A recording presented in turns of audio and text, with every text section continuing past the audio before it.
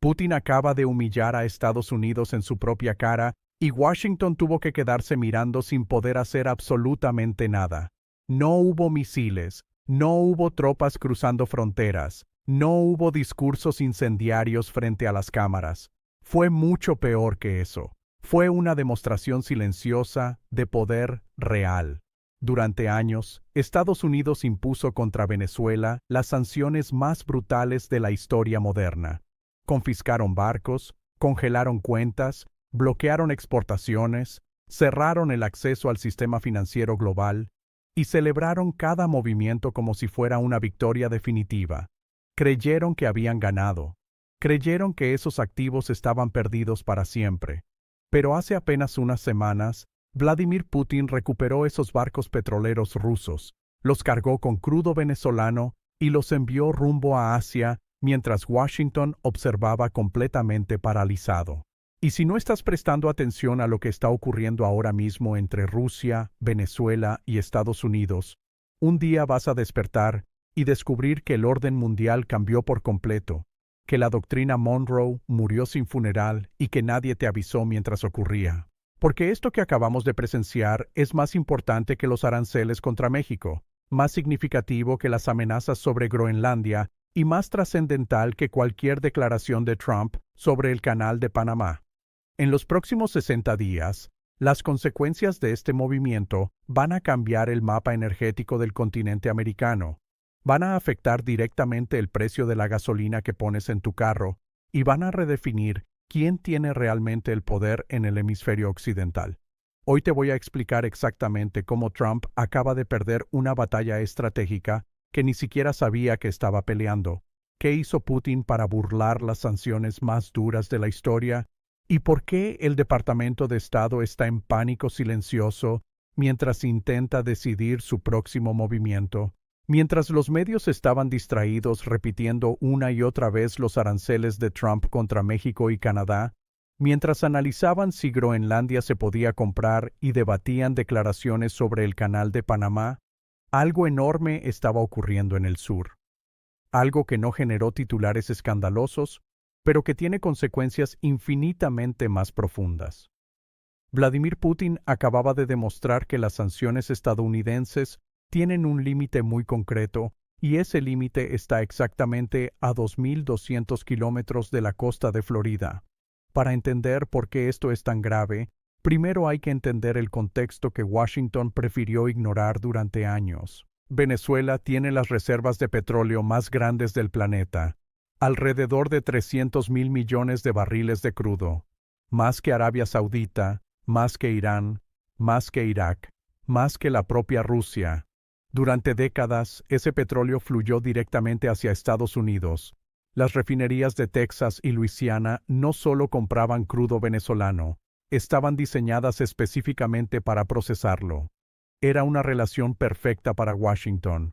Energía abundante, barata y a pocas horas de distancia. Una ventaja estratégica que ningún otro país del mundo tenía. Pero entonces llegó Hugo Chávez, después Nicolás Maduro, y la relación se rompió por completo. Estados Unidos respondió con sanciones que, en la práctica, destruyeron la industria petrolera venezolana. La producción cayó de casi 3 millones de barriles diarios a menos de 700.000. La economía colapsó, millones de venezolanos emigraron y en Washington estaban convencidos de que Maduro caería en cuestión de meses. Se equivocaron por completo. Aquí es donde la historia se vuelve realmente explosiva. Cuando Estados Unidos cerró todas las puertas, Putin las abrió de par en par. Rosneft, la gigante petrolera controlada por el Kremlin, entró en Venezuela justo cuando las petroleras occidentales salían corriendo. Enviaron técnicos cuando nadie más quería ir. Enviaron equipos cuando los repuestos dejaron de llegar. Enviaron barcos petroleros cuando transportar crudo venezolano se volvió casi un suicidio financiero. Y lo más importante de todo, enviaron miles de millones de dólares en préstamos que Venezuela pagaba con petróleo a precios de descuento. Fue una jugada brillante para Moscú. Obtuvieron petróleo barato que podían revender con ganancia en Asia. Establecieron una presencia estratégica en el Caribe, literalmente frente a las costas de Estados Unidos. y enviaron un mensaje poderoso al resto del mundo. Si Washington te sanciona, Rusia no te abandona. Ese mensaje no pasó desapercibido. Resonó en África, resonó en Asia, resonó en Medio Oriente. Putin estaba construyendo una red de alianzas basada en una idea simple pero devastadora para Estados Unidos.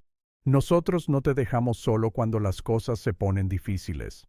Pero entonces, durante el primer mandato de Trump, Washington decidió apretar aún más las tuercas. En 2019 y 2020, impusieron sanciones directas contra Rosneft, congelaron activos, bloquearon transacciones y dejaron a los barcos petroleros rusos operando en Venezuela prácticamente inmovilizados. No podían cargar petróleo porque los bancos se negaban a procesar pagos. No podían atracar en puertos occidentales porque serían confiscados. En Washington celebraron otra victoria. Lo que no entendieron fue algo fundamental. Vladimir Putin no juega a corto plazo. Putin esperó. Esperó mientras Estados Unidos celebraba. Esperó mientras los analistas hablaban de la eficacia de las sanciones. Esperó mientras Trump se distraía con otros frentes. Fuentes cercanas al sector energético ruso confirmaron que Moscú llevaba más de un año preparando este movimiento. Analizaron cada palabra de las sanciones, estudiaron cada vacío legal y construyeron redes financieras alternativas que no pasaban por bancos occidentales. Esperaron el momento exacto. Ese momento llegó cuando Trump regresó a la Casa Blanca con una agenda tan dispersa que perdió completamente el foco estratégico. Piensa en esto.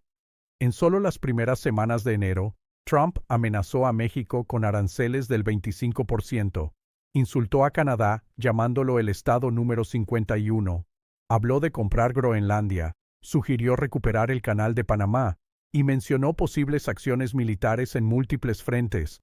Demasiados enemigos, demasiados conflictos, demasiada dispersión. Putin vio la oportunidad y actuó. A finales de diciembre, 3 barcos petroleros rusos que llevaban meses anclados cerca de las costas venezolanas comenzaron a moverse. Cargaron crudo, zarparon y pusieron rumbo a Asia. Todo ocurrió en menos de 72 horas. Para cuando el Departamento de Estado reaccionó, los barcos ya estaban en aguas internacionales rumbo a China. Ahora ponte en el lugar de los funcionarios en Washington. Durante años, celebraste cada confiscación como una victoria. Asumiste que esos activos estaban perdidos para siempre. Y de repente, en menos de 3 días, Putin recupera sus barcos, los llena de petróleo venezolano y los envía a Asia sin que puedas hacer absolutamente nada. ¿Qué opciones tienes? Puedes imponer más sanciones, pero las sanciones existentes claramente no funcionaron. Puedes presionar a los países que compran ese petróleo, pero China e India ya dejaron claro que ignorarán las demandas estadounidenses. Puedes interceptar los barcos militarmente, pero eso implicaría una confrontación directa con Rusia. La respuesta fue obvia. No hicieron nada, porque no había nada que pudieran hacer. Y aquí viene la parte que casi nadie está explicando con claridad. Esto no se trata solo de unos barcos con petróleo. Se trata de demostrar que las sanciones estadounidenses pueden ser evadidas, que el poder de Washington tiene límites muy claros, y que hay formas de desafiar al imperio sin sufrir las consecuencias que antes eran inevitables. Este mensaje está siendo escuchado por cada gobierno del mundo que tiene problemas con Estados Unidos, Irán, Corea del Norte, Cuba, Venezuela. Ninguno cayó. Las sanciones causan sufrimiento a la población, eso es innegable, pero no logran el objetivo político que prometen. Y ahora Rusia acaba de demostrar que incluso las sanciones más duras pueden ser burladas con paciencia y estrategia. Para entender lo que realmente está en juego, hay que entender cómo funciona el poder del dólar. Imagina que Estados Unidos es el dueño del único banco del vecindario. Todos necesitan usar ese banco para comprar, vender o comerciar. Si el dueño decide que no le gustas, simplemente te cierra la cuenta. Quedas aislado. Eso es exactamente lo que hacen las sanciones. Pero ahora imagina que aparece otro banco. Un banco que no responde al primero. Un banco donde puedes operar sin pedir permiso. Eso es exactamente lo que Rusia y China han construido. El petróleo venezolano que esos barcos transportan no se paga en dólares, se paga en yuanes y rublos. Los pagos se procesan en bancos de Moscú y Shanghái, sin conexión con el sistema financiero estadounidense. Es un circuito cerrado donde las sanciones simplemente no aplican. Si este modelo se replica, si más países empiezan a comerciar fuera del sistema del dólar, el arma más poderosa de Estados Unidos pierde efectividad. Y esto ya está ocurriendo. La producción petrolera venezolana está aumentando. Analistas estiman que pronto podría superar el 1.000.000 de barriles diarios. Con compradores garantizados en Asia, Washington perdió completamente la palanca de presión que creía tener. Maduro sigue en el poder. Rusia sigue presente. Y ahora, Putin opera libremente en el patio trasero estadounidense. Durante 200 años, Estados Unidos operó bajo la doctrina Monroe. América Latina era su zona de influencia exclusiva. Ninguna potencia extranjera debía establecerse ahí. Esa doctrina justificó intervenciones, golpes de Estado y ocupaciones militares en toda la región. Pero eso está cambiando. Rusia ya tiene presencia militar en Venezuela. Aviones rusos han aterrizado en aeropuertos venezolanos. Barcos de guerra rusos han visitado sus puertos.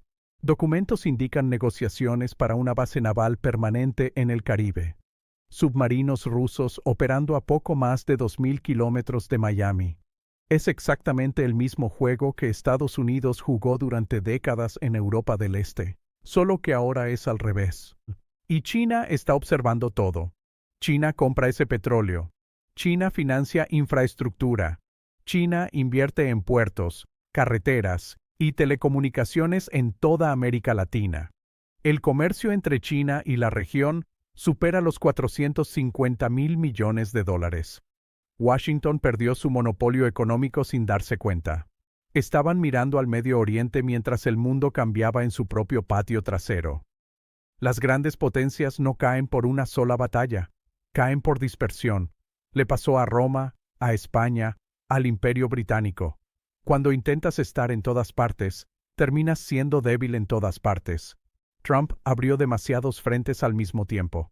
Y mientras Washington se dispersa, Moscú y Pekín se concentran. Lo que estamos viendo no es el colapso inmediato de Estados Unidos. Es algo más peligroso. Es el comienzo de un mundo donde el poder está distribuido, donde las sanciones ya no dictan el juego, donde Washington no puede imponer reglas como antes.